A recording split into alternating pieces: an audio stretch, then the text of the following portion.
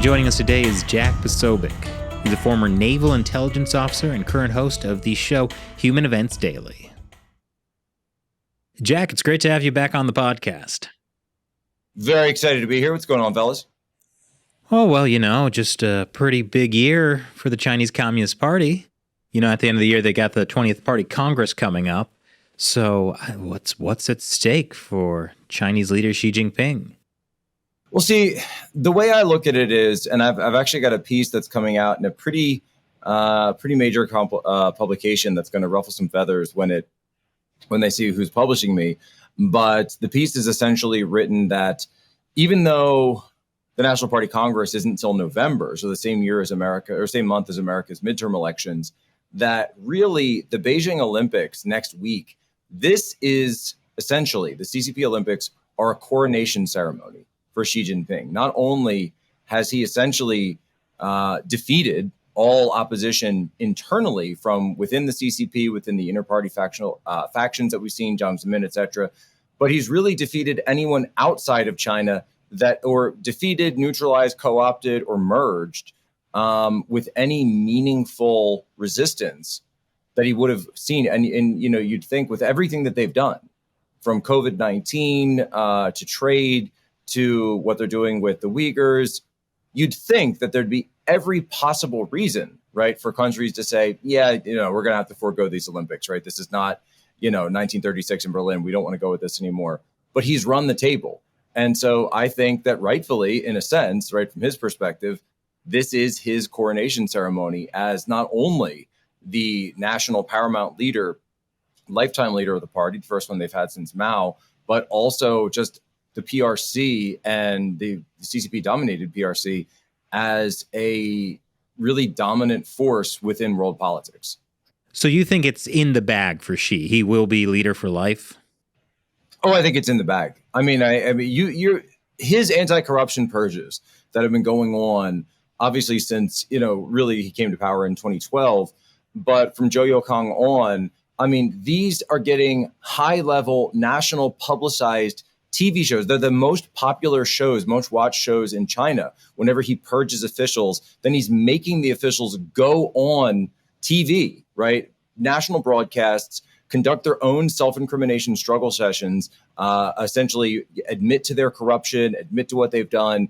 He has run the table when it comes to CCP on this. And Jiang Zemin, I give him credit for trying, I guess, but the technocrats, that wing of the party, and this is something that I break down in the piece as well, they had an opportunity. They potentially had an opportunity in early 2020 or even mid 2020 to come clean about what happened in that Wuhan lab, come clean about the lab leak, come clean about the research, the gain of function that was being done there, but they didn't do it. And why? Because the line that the technocrats wouldn't, Hu Jintao as well, and of course, prior to that, Deng Xiaoping, the line that they won't cross is anything that would really lead to the downfall of the party itself, the downfall of the regime. And look, CCP studied the downfall of the Soviet Union very closely. They understood the role that Chernobyl played in all of that, not only in terms of their international recognition, but also just in terms of their legitimacy within Russia itself. And so they're not about to admit to a global Chernobyl anytime soon, where I think it's over 5 million people have died in this thing at this point. They're not going to admit it. So had they actually played that card, that may have been the only thing that could have stopped Xi Jinping, but they didn't do it because they knew that it would have undermined the party so much and potentially led to their downfall. So I think at this point, because they kept their powder dry on that Xi Jinping has it in the bag. Absolutely. Now, there is some talk among some China analysts that the Princeling faction, which is not really an organized faction, it's really just the sons and daughters of elite party founders, that there might be some dissatisfaction amongst this group with Xi Jinping, particularly in regards to Taiwan. Have you seen anything that makes you think that could be an issue for Xi? Well, I suppose it would be determinate on what their dissatisfaction was. So are they dissatisfied that Taiwan hasn't become, fully merged with the mainland at this point, or are they dissatisfied because they think that he's been too, stringent and too aggressive across the Taiwan Strait. I think you've probably got both schools of thought within the princelings right now, but at the same time, you're still not seeing anyone or any faction that's really bringing enough critical mass to bear that would be able to successfully challenge him, because he's done a fantastic job of, playing the Game of Thrones of it, right? The Game of Thrones of the internal politics and the internecine, kind of levers of power in different factions within Zhongnanhai and within the party itself, that he's either co-opted them or he's neutralized any faction that would really bring any meaningful opposition to him. And this is exactly why you see those purged officials being paraded across national TV on such a regular basis, because every single person that would potentially even has the thought of opposing Xi knows where they're going to end up. It's a message, clearly, and it's textbook party propaganda. This is something they've been doing for 50 years. They've perfected it at this point. He's still purging, though. It feels like he's not exactly feeling secure yet, because there's still purges going on. There's a new round of purges going on with the political and legislative affairs committees. And it just seems like Xi Jinping, he's not treating it like he's got it in the bag. Well, I would say that, basically my assessment is that he knows, right? He knows that he can continue to do this, right? The minute you see the purges stop, that I think would be more interesting. I think it would be more interesting to see if the momentum stopped, the direction stopped, because then you might see, okay, is there a limit to his power within the party? Right now, you really haven't seen that. He's able to take down whoever he puts his sights on. And so that's basically the way I'm looking at this and saying, look, he's going to pick this thing up next week. Everyone's going to the Olympics. There's no meaningful boycotts that are happening. No companies are really, the American companies, Wall Street Journal has talked about this, where a lot of the multinationals are saying, well, we're sponsoring, but we're not promoting. We're maybe doing some ads within China, but not outside of China.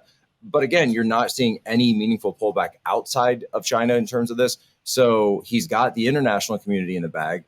And by November, he'll clearly have this in the bag. Show me the faction, show me the person that can stand up to him and stop the freight train that is Xi Jinping right now. I just don't see it. Well, I don't know. We have a really mean T-shirt criticizing the Beijing Olympics. I think once people start wearing that. Well, I haven't seen the T-shirt yet. So, maybe you guys have some secret weapons that I'm not familiar with. But maybe when this thing drops, it might be the one thing that lays across those tracks and blows the entire thing up. What if there's a disaster in China, like a or black something? Swan? Yeah, some kind of unexpected. There was. Well, That's true. Yeah, if they can swing the coronavirus, like what possibly could happen? He is able to look, and I think the last time I was on, we talked about this as well. That was the one time where, and it wasn't even just Xi Jinping, it was the entire party, where I thought, since Tiananmen, right, this is the one moment where they actually are at the most vulnerable that they've been since 1949, and he was able to swing it. He was able to swing it because they already had the pieces in place at the WHO. They already had the agreements from the IOC, and it's not even just that this is I saw like Peter Schweitzer has this idea about elite capture, and I think he's only got half the story, right? Because this is actually a merger, right? You're seeing a merger between Western elites and the CCP, and Xi, of course, has completely encouraged that and allowed that to take place, because he knows that the more they are reliant and dependent on China, the more power, the more influence, the more leverage he has. And he was able to use that leverage, and before everyone's eyes, completely, plain view of the public. Because if you go back to just go back to the original reports. Remember Wuhan coronavirus. Then suddenly it morphs into coronavirus, and then that morphs into COVID-19. And now the story of Wuhan, the lab, this has been completely relegated to podcasts, maybe an article here or there when people can admit, yeah, it probably did come from the lab, but at the same time, no meaningful repercussions. And then what do you have, though? You've got Xi Jinping at Davos being introduced as Your Excellency by Klaus Schwab and giving the keynote speech at the virtual Davos, which was held last week. I mean, to me, it looks like a situation where if he not only has he completely accomplished, right, swinging that entirely in his favor, but if you can't take COVID-19. I mean, what else could you do, right? He swung locking down entire cities, which obviously you're still seeing that their city. I think Xi'an just reopened up. Ningbo is going in and out. Shanghai is going in and out. They've got this huge, what do they call it? The exclusion zone, the bubble. Oh, for the Olympics. The closed loop, yes. The closed loop, right? Yeah, but even they're still, seeing some infections break out because, as we've seen with Omicron and some of these other variants, it's breaking through a lot of this stuff. If he's able to swing all of that in his favor, I just don't know what other disaster that he wouldn't be able to do the same thing with.